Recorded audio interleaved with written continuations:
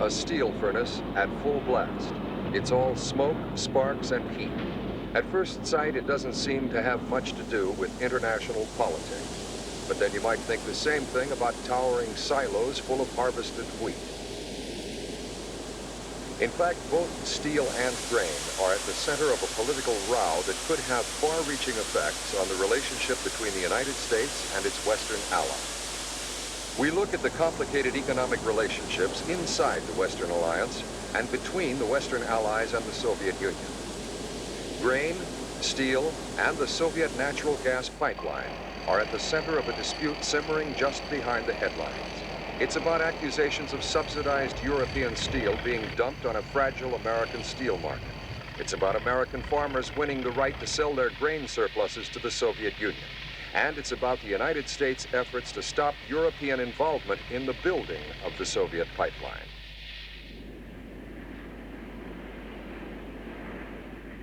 The industrial West enjoyed 3 decades of growth and prosperity since the Second World War, but all that has changed.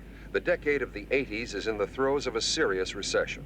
Now, a series of complex disputes about steel, grain, and the Soviet pipeline have become intertwined, and growing disagreement within the Western Alliance could grow into a trade war. Versailles, June 1982. It was the 8th summit conference of the 7 major non-communist industrialized countries. The principal theme of the conference was the state of the world economy, especially the industrial recession. It's at meetings like this one that Western leaders reaffirm their common ideology, their commitment to the NATO alliance, their concern about the arms race and the balance of power in the world. There was solidarity on 2 pressing international crises, the Falklands War and the Israeli invasion of Lebanon. But strained economic relations were never far from the surface. The Europeans were especially concerned about high American interest rates, which they said posed a threat to productive investment. The Reagan administration was concerned about what they saw as too favorable credit terms given to the communist bloc countries by the European allies. We affirm that the improvement of the present situation by a further reduction of inflation and by a return to steady growth and high levels of employment would strengthen our joint capacity to safeguard our security, maintain confidence in democratic values, and to preserve the cultural heritage of our peoples in all their diversity. Full employment, price stability, and sustained and balanced growth are ambitious objectives. They are attainable in the coming years only if we pursue policies which encourage productive investment and technological progress, so on and so forth. I would say that they had to come to that agreement. But what President Reagan has lately referred to as a fight in the family was already brewing. Everyone was pledging to return home to pressing domestic problems, high unemployment, small businesses folding, even big businesses on the brink of collapse. A month after this summit, government officials in the United States were describing relations with Western Europe as the worst in years. The biggest row at the moment centers on this gas pipeline. When it's completed, it will run 3,000 miles from the Urengoy fields in the Soviet Union to Western Europe.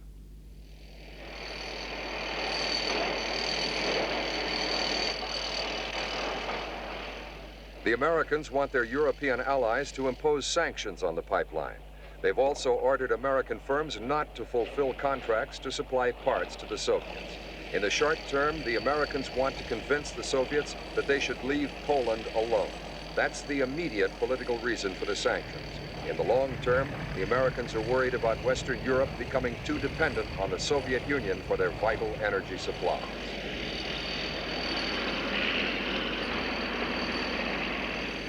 The pipeline will have the capacity to deliver up to 40 billion cubic meters of natural gas annually by the late 1980s.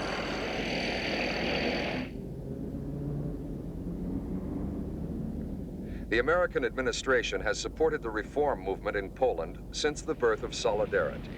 President Reagan came to power pledging to tackle what he alleges is the Kremlin's growing interference in countries throughout the world.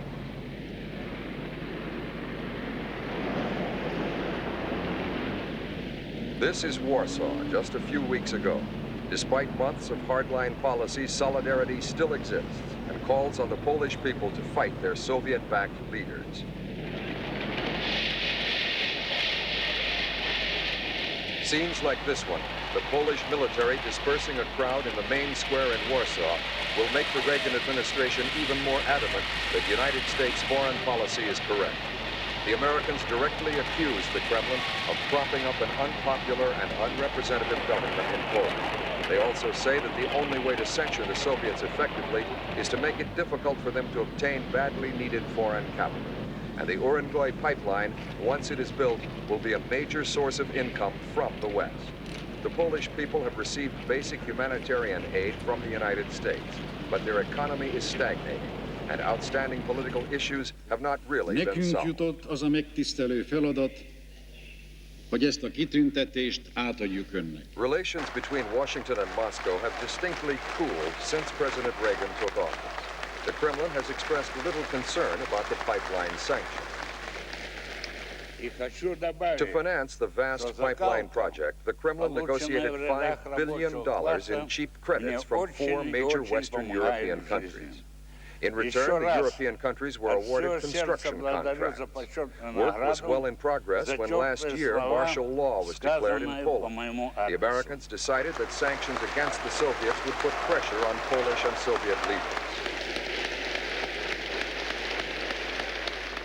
How strongly we feel about their joint efforts to extinguish liberty in Poland. And they're not meant to increase the hardship on the victims of repression. The Polish people, quite the contrary. By our actions, we expect to put powerful doubts in the minds of the Soviet and Polish leaders about this continued repression. In addition, we are going to continue assisting the flow of food, medicines, and other necessities to the Polish people, not to the governments. And the whole purpose of our actions is to speak for those who have been silenced and to help those who have been rendered helpless. Sir, let's say they don't respond in the way that you hope they will. What next? Well, there are further actions that could be taken that we have withheld. And so on December 29th, the Soviets were served notice that if things didn't ease up in Poland, deals made to supply parts to the pipeline project would be off. Reagan was probably waiting to hear howls of protest from the Soviets. Instead, they came from his European allies. They had strong feelings about Poland too, but they couldn't afford to lose the pipeline contracts.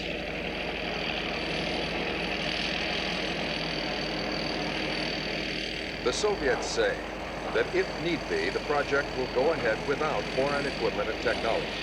But so far, they needn't be too worried. Even the United States' strongest ally, Britain, quietly ordered British firms to fulfill pipeline contracts. Britain's Secretary of State for Trade, Lord Cofield. It goes much further than the question of the proprieties of international law, because it is our own legitimate trading interests which are at risk. The 4 companies to whom I have issued directions do in fact employ some 3,200 people, many of them in Scotland and the northeast of England, where unemployment is severe. I am not suggesting that all of these jobs would be lost, but at least a lot of them would be placed at risk, and this is something we simply could not accept.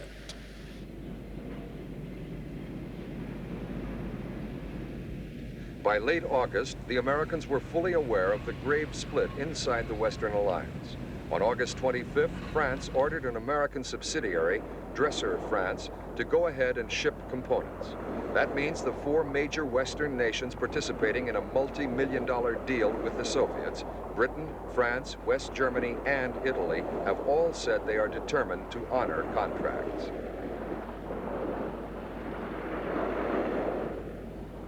The Dresser France firm is located in the port city of Le Havre. Its American owners had instructed the factory not to ship the compressors made at the plant. The French government overruled them. On August 26th, the Americans started drawing up a blacklist of companies that are not complying with the sanctions order.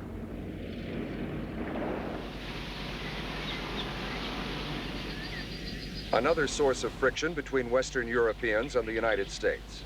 These are grain fields in the Soviet Union. Soviet agricultural production has been poor over the last few years. That's bad for the Soviet economy, but good for United States farmers who have had bountiful harvests and need to sell their surplus. And the Reagan administration has given them permission to do just that.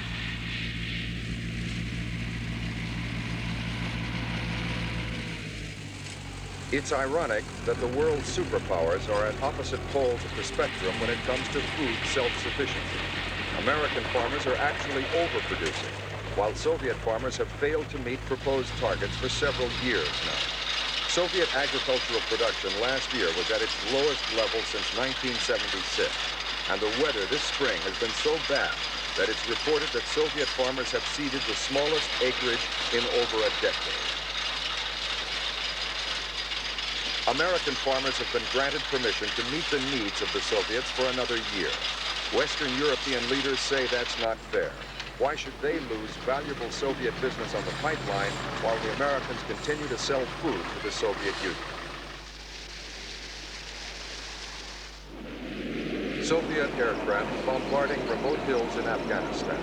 According to the West, another blatant example of Soviet interventionism. Another American president was in power then. Jimmy Carter condemned the presence of Soviet troops in Afghanistan. He pledged support for the rebels, and he tried berating the Kremlin into withdrawing from the country. But the Soviets said they had been invited and intended to stay. The Western allies made various protest noises, but to no avail. Eventually, Carter decided he had to hit the Soviets where it hurt most. So he decided on a grain embargo on the 4th of January, 1980. That was just a month after Soviet troops had taken up positions in Afghanistan.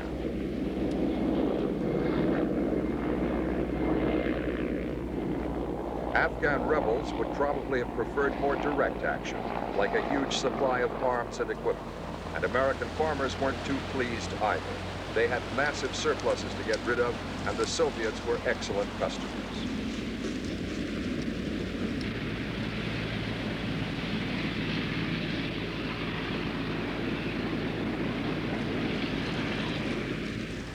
Carter may have won a few friends in the Afghanistan community for his economic sanctions against the Soviet Union.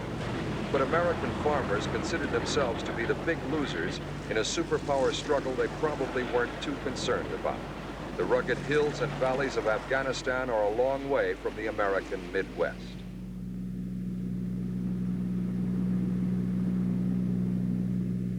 Stonington, Illinois is fairly typical of farming towns in America's Midwest.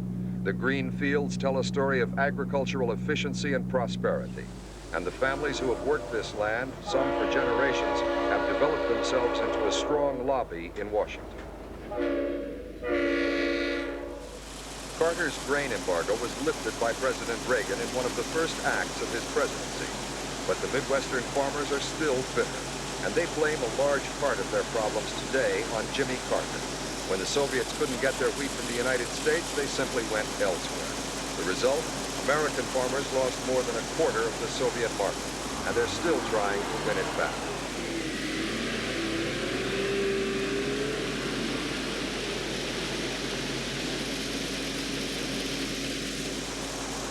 Other factors are threatening American farmers. Congressmen like Illinois' Paul Finley have warned Washington that high interest rates are forcing some farmers to default. Even now that interest rates have started coming down, the American farmers are finding that former customers, like the European community, are heading towards self-sufficiency themselves. President Carter did us a grave injustice, in my opinion, imposing the grain embargo. We're going to be a long time crawling out of that hole. And now President Reagan, you'd think your presidents would learn from each other, but he has imposed the sanctions, a similar type limitation on the export of heavy machinery to the Soviet Union. It's hurt this area very heavily. I'm sure some people here are employed by Caterpillar or Fiat Alice, and this has a direct impact upon jobs here. But even though we do have a lot of trade in manufactured goods, the biggest single export opportunity we have is agricultural. And we have won some immense new markets in recent years. The Soviet Union has become a market for about $1.5 billion worth of product. American farmers say their collective net income last year dropped to the lowest level since 1929. So no matter what President Reagan feels about feeding the Soviets, he can't afford to alienate the Midwest. He was speaking to America's disgruntled farmers, too, when he went before the nation to say why he was supporting a new economic strategy. I support it because it will, when combined with our cuts in government spending, reduce interest rates and put more Americans back to work again. What we need now is an end to the bickering here in the Capitol. We need the bipartisan comprehensive package of revenue increases and spending cuts now before the Congress. We need it to be passed. We're not proposing a quick fix, an artificial stimulant to the economy, such as we've seen in the several recessions in recent years. The present recession is bottoming out without resorting to quick fixes. Now, there won't be a sudden boom or upsurge, but slowly and surely, we'll have a sound and lasting recovery based on solid values and increased productivity and an end to deficit spending. It may not be easy, but it's the best way, the only way to real and lasting prosperity for all our people. Prosperity is certainly something these steel workers have enjoyed in the past. But their industry, too, has become a battleground within the Western Alliance.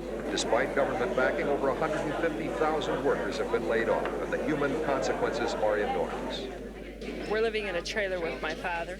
There's seven of us living in a two-bedroom trailer. What income do you have? We have unemployment compensation, which is $198 a week, and that's no food stamps. That's just $198. How are you getting by? It's very hard, very, very hard. I've gone out and applied for a job. Nobody's hiring. He can't go out and work because he's collecting unemployment. And like I said, we're roughing it. We had to move out where we were. We lost our lease, and it's very hard. I have close to 8 years in there.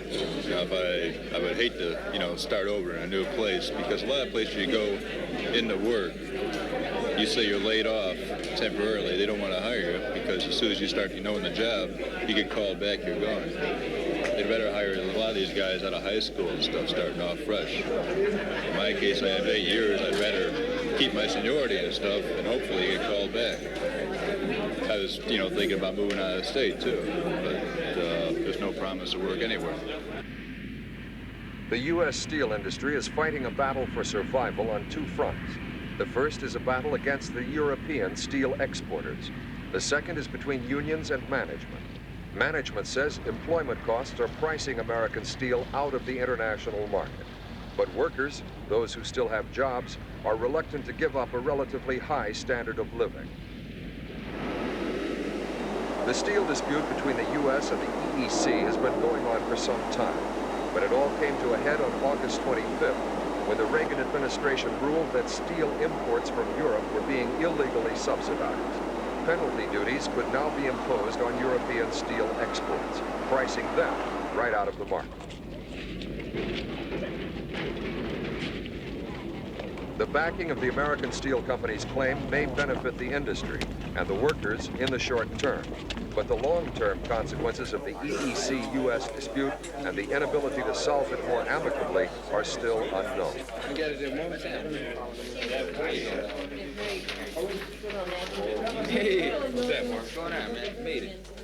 Some observers say there is a danger of repeating conditions of the 30s when protectionist pressures made it impossible to find markets for goods that were being produced. We asked one steel union leader about the future of his industry. Were things going to improve? Yes, I really do. I think this is going to be with us for a little bit longer, but it can't continue. Governments, whether it's United States or England or Japan or whatever, could not tolerate this type of actually, you can call it a depression, really, more so than you had in 1933, to continue too much longer. Government has to do something to put the people back to work, otherwise they really have a problem. And they won't go through 1933 again, I don't believe. We're not in another Great Depression, in your opinion? Well, in my opinion, that this is worse than the Depression, but the government, because they are printing money faster than they give it out is making us believe that, you know, we can go on for a few months more without really worrying about it. Like in the Depression days, there was no money, there was nothing. The government wasn't doing what they're doing today. And this is why I believe the government is putting more money into the employment, such as people who are unemployed. There are benefits there. And then, of course, there's food stamps. And these things keep the employees, at least, they are still not destituted like they were in 1933. Few American steelworkers remember the day when unions had to really battle for their right to negotiate. Claims are now handled by a multi-company bargaining group. But today, world trade problems are on the agenda too. What might benefit steelworkers in America could hurt those across the ocean, and vice versa. The steel industry here faces a problem from Europe because European steel is exported with large subsidies and imported here at prices less than American steel costs. What's the feeling amongst the workforce here about that? Well, they sort of resent that, knowing that they can make steel in Europe or Asia, ship it here, sell it cheaper than we could make it here in our own country. But the reasons for that is, again, the government does subsidize that, and it makes it much easier. And I'm sure that if the industries lose money there, the government will then pay the industry and say, here, just keep our people working and don't worry about it. I think that's the big thing, you know. Would you like to see a similar situation here, that American steel is subsidized by the government? Well, to be honest with you, the government almost controls the industry anyway, so I don't see why they don't do it, as long as they can keep the people working. Jobs. That's basically what the problem is about. Over the last 15 years, European countries have been streamlining their operations. As a result, thousands of jobs in the steel industry have disappeared. But redundancies must be planned. That is why an agreement with the United States is essential, as European Commissioner Davignon explained. Well, this evening, the community, considering the situation of the relations in between the community and the United States, has formally decided to request the opening of formal negotiations in between the community as a body, not the 10 member states, the European community as a body with the American authorities, to conclude an arrangement which would settle all outstanding problems relating to steel exports from the community to the United States in between now and 1985.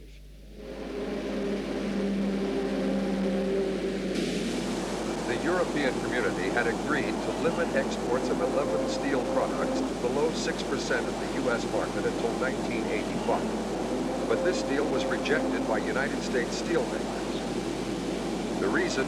European steelmakers received too much in subsidies from their governments. Among them, British Steel Corporation was accused of receiving state aid covering up to 40% of its export selling prices. U.S. steelmen object to these subsidies, but to European steelmakers, subsidies are vital. In Europe, subsidies mean jobs. In France, where steel is largely subsidized, 30,000 jobs were lost in the industry last year. Steel workers are angry because they know that once their job is gone, there is little chance of them finding another one for a long time. This frustration and fear have led them to violence.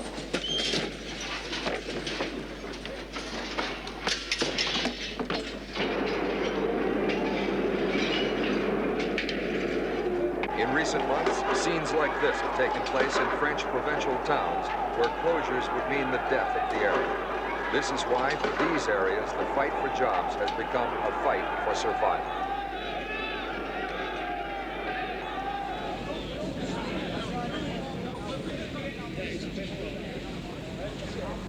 All of industrial Europe is deeply affected by unemployment and declining production.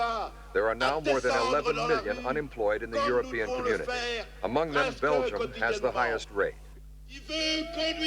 Last year, the Belgian steel industry relied on the U.S. market for just over 7% of its total sales. U.S. steel import restrictions would mean that Belgium either cut back production or reduce subsidies. In either case, more jobs would go. Again, steelworkers see this as a fight for survival.